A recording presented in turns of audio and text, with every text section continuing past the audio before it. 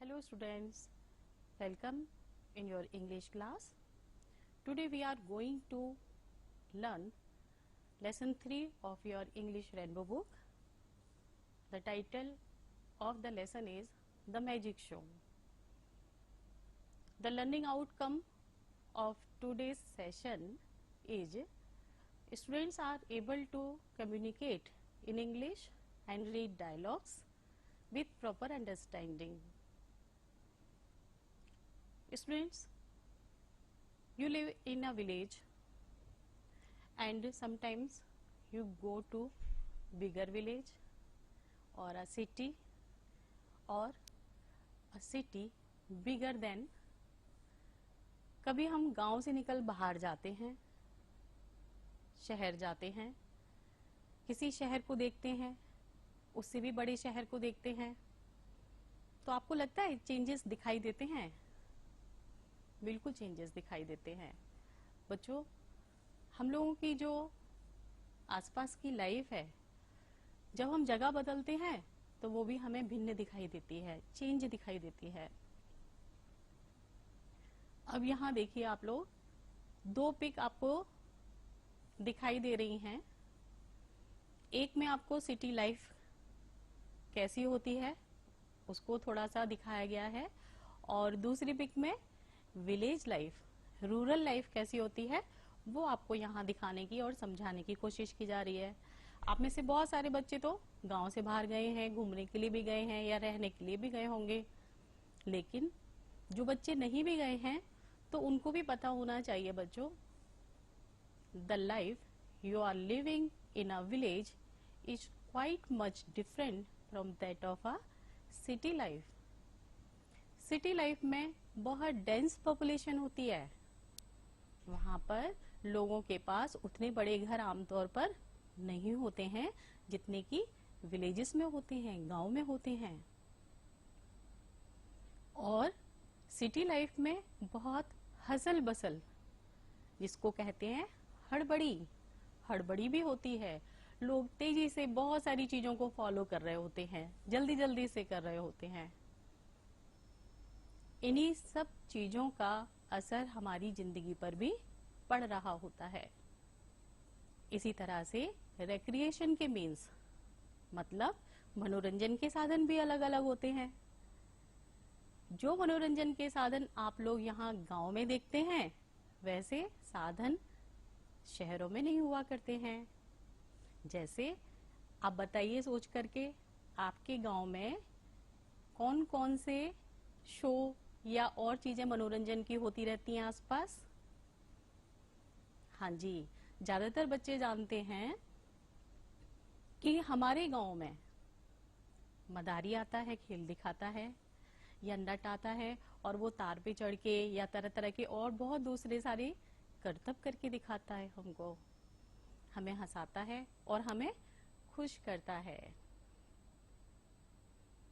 इसी तरह से जैसे आप लोग देख रहे हैं, पेड़ के नीचे शांत अवस्था में बैठ करके कोई भी म्यूजिकल इंस्ट्रूमेंट प्ले करना, उसको सुनना, ये भी बड़ा आनंद देता है। ये आनंद शहरों में नहीं होता है। तो बच्चों, इस तरह से रिक्रिएशन के या मनोरंजन के जो मीन्स हैं, साधन हैं, वो हमारे शहरों के अलग होते हैं और प्रायः गांवों के अलग होते हैं।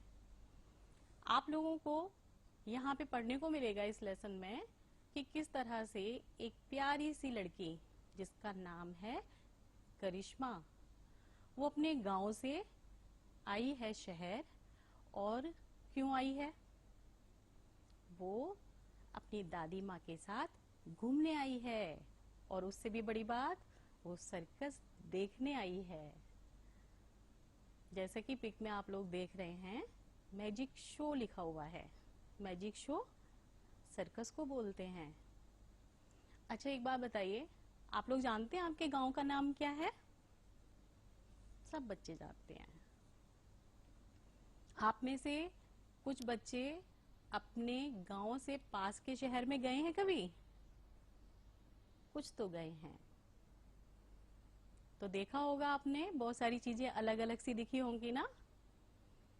तो बच्चों, यहाँ पर जो लड़की है करिश्मा, उसके गांव का नाम है ढोलकपुर, और वो जिस शहर में आई है घूमने के लिए उसका नाम है गाजीपुर। यहाँ पिक में आप लोग देखो क्या क्या देख रहे हो। एक छोटी लड़की है, बात करती हुई दिखाई दे रही है, और ये लड़की है करिश्मा, द मेन कैरेक्टर हियर। और किससे बात कर रही है वो? An old lady, she is her grandmother, and the man standing on the stage, he is of course magician, the real man of the show. Show में जादूगर का शो हो रहा है तो वही मेन व्यक्ति है, और करिश्मा अपनी दादी माँ से बात करते हुए इस शो का आनंद उठा रही है। Now let us start with the text.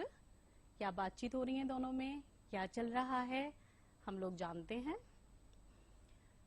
I will read, you will listen attentively, word by word, how I go to pronounce a word, where I take pause.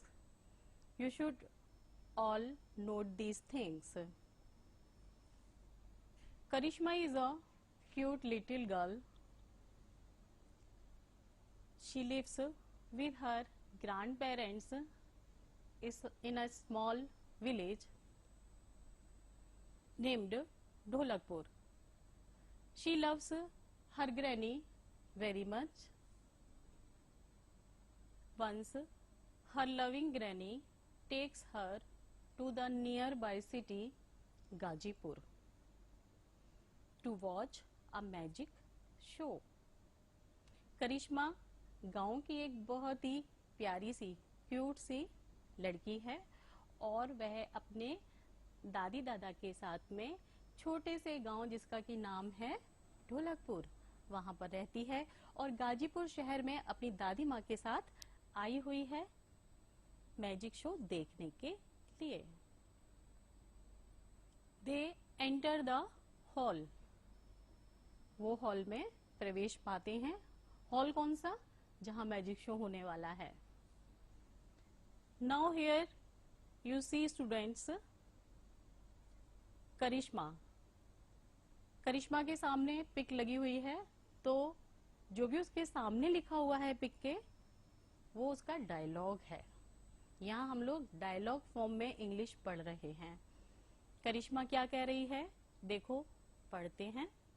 Wow, how colourful the hall is.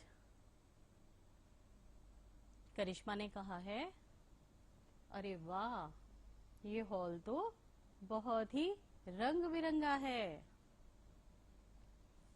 Granny, अब दादी माँ का dialogue है, जो कि दादी माँ की पिक के साथ लिखा हुआ है। Yes, the hall is very big and decorated with bright colours. क्या कहा दादी माँ ने? दादी माँ ने बताया, हाँ, हॉल बहुत बड़ा भी है और बहुत ही अच्छी तरह से चमकीले रंगों के साथ इसको सजाया गया है। आगे करिश्मा ने क्या बोला है? Karishma, I am excited to see the magic.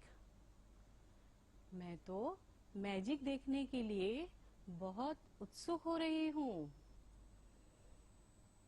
Granny, me too, मैं भी।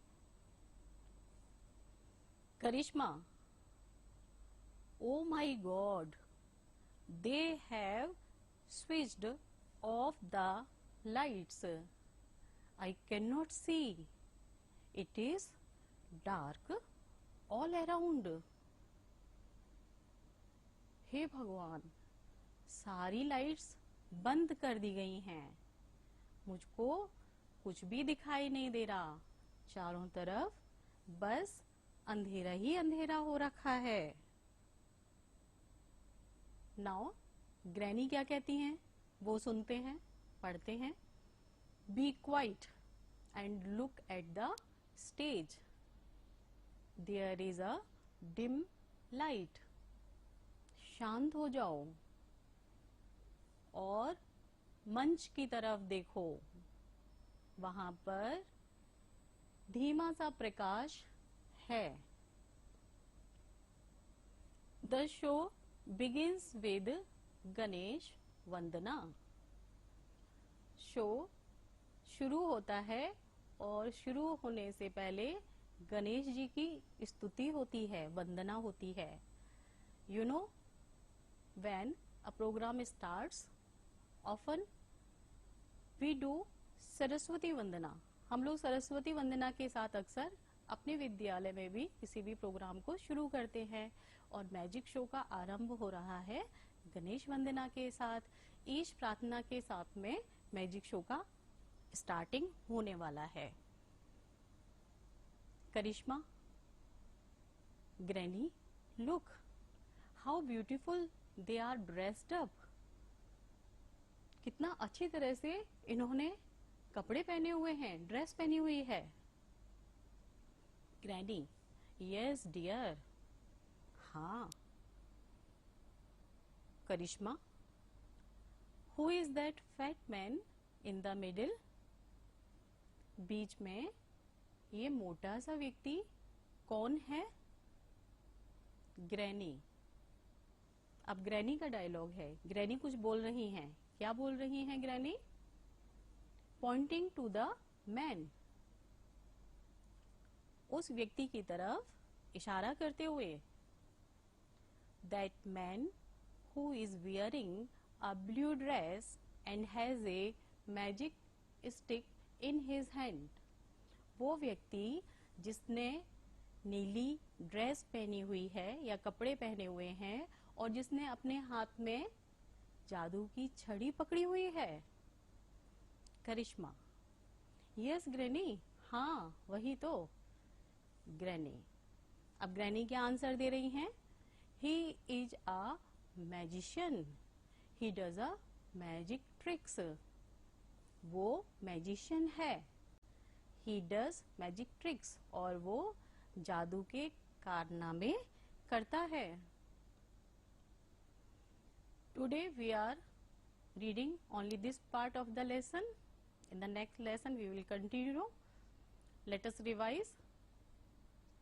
आप लोगों को जो बातें अभी तक इस टेक्स्ट को पढ़ने के बाद में पता चली हैं, चलिए उनको रिवाइज कर लेते हैं। Who is करिश्मा? कौन है करिश्मा? करिश्मा is a cute little village girl. Second question, where does she live? She lives in a small village, Dholakpur. Next thing we knew, why does she go to Gazipur city? वो Ghazipur city क्यों गई थी? She goes to Gazipur city to watch a magic show. और हमें क्या पता चला? सोचो और बताओ। Whom does she go with to watch the magic show? आपको पता है, she goes with her grandmother to watch the magic show. एक और चीज बताएंगे आप। What does the show begins with? Answer आप लोगों का आना चाहिए। The show begins with Ganesh वंदना। आप लोगों ने ये टेक्स्ट पढ़ा और इसको अच्छी तरह से समझ पाएंगे, इसके लिए आप लोगों के लिए जो न्यू वर्ड्स हैं उनको यहाँ पर हिंदी में एक्सप्लेन किया गया है, लिखा गया है। आइए चलिए समझते हैं मेरे साथ। क्यूट, क्यूट का मतलब होता है बच्चों प्यारा। ग्रैंड पेरेंट्स, ग्रैंड पेरेंट्स का मतलब होता है दादा दादी। नियर बाय, नियर बाय का मतलब पास के। अगला देखें, वॉच, वॉच का मतलब है देखना। मैजिक शो, जादू का खेल। कलरफुल, रंग बिरंगा, डेकोरेटेड, सजाया हुआ,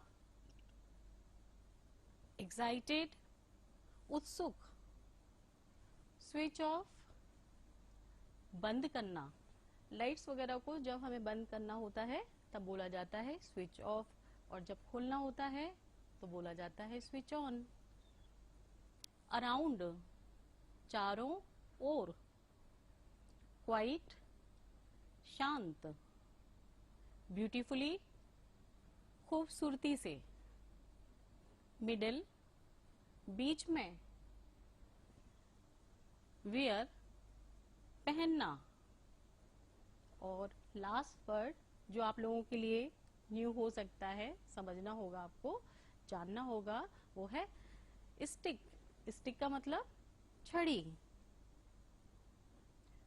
यहाँ पर बच्चों एक चीज और सीखते हैं, आप लोगों को वर्ड्स मीनिंग को, उनके मतलब को समझने में आसान रहेगा। अपोजिट्स, अपोजिट्स क्या होते हैं आप लोग जानते हैं, पिछली क्लासेस में भी पढ़ा है आपने। चलिए थोड़ा सा रिवाइज भी करेंगे, थोड़ा सा सीखेंगे भी। अपोजिट्स वो वर्ड्स होते हैं बच्चों जिनके मीनिंग बिल्कुल अलग होते हैं, विपरीत होते हैं, विरोधी होते हैं। जैसे यहाँ पहला वाला पेयर देखें आप लोग, बिगिंस। बिगिंस का मीनिंग होता है स्टार्ट होना, शुरू होना। तो उसका अपोजिट क्या हो गया, विलोम क्या हो गया उसका? उसका विलोम हो गया समाप्त होना। क्वाइट, शांत। ग्रेडी ने कहा था ना, किसको? करिश्मा को, शांत रहने के लिए। वही वाला क्वाइट है ये। और इसका अपोजिट हो जाएगा लाउड या पब्लिक। नेक्स्ट देखिए, नियर बाय, पास का। पास का गांव था, पास का शहर कौन सा था ढोलकपुर का? गाजीपुर। वहां पर नियर बाय शब्द आपने पढ़ा है। तो नियर बाय का अपोजिट होगा फार अवे, जिसका मतलब है दूर का। बिग, बड़ा, और इसका अपोजिट हो गया स्मॉल। डार्क, गहरा या अंधेरा, और इसका अपोजिट हो जा रहा है लाइट। फैट, जादूगर, मैजिशियन, और उसका अपोजिट होगा थिन, पतला दुबला। अब देखिए इनके मीनिंग्स को और बेहतर तरीके से आपको समझ में आने के लिए यहाँ पर कुछ सेंटेंसेस हैं जिनको कि आप लोगों को अपोजिट वर्ड्स के यूजेस के लिए बनाया गया है, लिखा गया है। आप भी ऐसे ही काम करेंगे आगे। चलिए पहले इनको पढ़ के समझ लेते हैं। बिगिंस को सेंटेंस में यूज करते हुए क्या लिखा गया है? The show begins with Ganesh vandana, ends, the show ends with thanks. Ganesh वंदना से स्टार्ट होता है और थैंक्स के साथ खत्म होता है। तो आप लोगों को क्लियर हो गया बिगिंस का मीनिंग और एंड का meaning. Quiet, granny asked Karishma to be quiet. Loud, loud के लिए है sentence Karishma was very loud. इसके बाद नियर बाय के लिए Reema lives in a nearby village. Far away के लिए सेंटेंस देखो, village of Shyam is far away. Big, the building of my school is big. Small के लिए देखिए, the room is very small. Dark, nothing is visible in the dark. Light, light के लिए I was reading in the light. Fat, the man on the stage was fat. और thin का use करते हुए sentence यहाँ पर है आप लोगों के पढ़ने के लिए, The man in the park is thin. Hope you understood the meaning very clearly. Let us now know students, जो कुछ हमने पढ़ा उसके बिहाफ पे आप बताएंगे whether the student is the sentence is true or false. First sentence देखिए, करिश्मा lives in a city. करिश्मा शहर में रहती है. दिस इज ट्रू और फॉल्स. ये बात सही है या गलत है? कहाँ रहती है? अभी बताया था, आपने पढ़ा था, करिश्मा एक गांव में रहती है और उसके गांव का नाम ढोलकपुर है. तो ये सेंटेंस तो गलत हो गया यहाँ पर, इसलिए हम फॉल्स मार्क करेंगे या एफ मार्क कर देंगे. दूसरा सेंटेंस पढ़िए, she went to watch a magic show. ये सही बात है. This is true. Here we will mark T.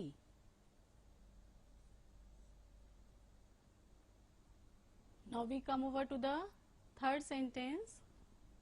The hall was not decorated at all. सोचिए, is this true? Is this correct? No. This is not correct. The hall was decorated. Here we mark F.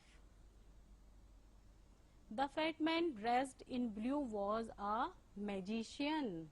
Is this true? This is true. Here we mark T against the sentence. Next, इस lesson के साथ में हम लोग आज adjectives भी पढ़ने वाले हैं. एडजेक्टिव्स क्या होते हैं? Let us know. Words that describe noun and pronoun are called adjectives. जो भी वर्ड्स नाउन को या प्रोनाउंस को डिस्क्राइब करते हैं वो एडजेक्टिव होते हैं. अब डिस्क्रिप्शन किस तरह का हो सकता है? लाइक कि डिस्क्रिप्शन रिलेटेड टू नंबर्स हो सकता है, डिस्क्रिप्शन रिलेटेड टू साइज हो सकता है, and description related to colour या शेप हो सकता है. इनसे रिलेटेड कोई भी क्वालिटी किसी नाउन की या प्रोनाउन की जो भी वर्ड बता रहे होते हैं वो एडजेक्टिव होते हैं. आपके क्लियर होने के लिए यहाँ पिक्स को भी देखा जा सकता है. जैसे ये आइसक्रीम है, आइसक्रीम के साथ में यहाँ आइसक्रीम नाउन है, ठीक है. इसके साथ में तीन चीजें लिखी हुई हैं और तीनों इसको डिस्क्राइब कर रही हैं, तीनों इसकी क्वालिटी हैं. हम में से ज्यादातर बच्चे जानते हैं आइसक्रीम की क्या क्या क्वालिटीज होती हैं, कि ये क्रीमी होती है, टेस्टी होती है और कूल होती है. These all the three words are adjective. Likewise, you can see in the next pic, Kasturi has, and here some blank spaces left. क्या है वो शब्द जो यहाँ पर सूट करेगा या लिखा जा सकता है? आगे लिखा हुआ शब्द भी देखें, बैलून्स. तो बैलून्स के लिए यहाँ पर देखा आपने number, size, colour, shape, taste, इन सब चीजों को डिस्क्राइब करने वाले जितने भी शब्द होते हैं बच्चों वो एडजेक्टिव होते हैं. यहाँ पर नंबर को डिस्क्राइब करते हुए शब्द लिखा हुआ है 3, तो हम लिखेंगे कस्तूरी has 3 balloons. Next, let us find out adjectives from the text we have gone through today and make sentences as to make the meaning of those adjectives clear to us. जो हमने आज लेसन पढ़ा है उसमें जो भी text पढ़ा है उसमें कुछ शब्द आए हैं जो एडजेक्टिव हैं. पहले हम उनको मार्क करते हैं, तब हम जब मार्क करेंगे आप लोग जब टेक्स्ट पढ़ेंगे तो आप लोगों को पता चल जाएगा कि उसमें आया है cute, little, small, near by, colourful, big, bright and fat. और इन्हीं वर्ड्स के यूजेस के साथ में एडजेक्टिव का कंसेप्ट आप स्वयं छांटेंगे और सेंटेंस बनाएंगे तो और आपको बहुत अच्छी तरह से पता चल जाएगा। यहाँ पर जो सेंटेंस लिखे हुए हैं ऑलरेडी फ्रेम करके उनको पढ़ लेते हैं। Cute, Ritu is a cute girl. Little के लिए, little stars look very shining in the sky. Small, the building of my school is small. Nearby, the nearby market is very good. Colorful, my new dress is very colorful. Big, I have a big table to read upon. Bright, I don't like bright colored dresses. Fat, the man on the stage is very fat.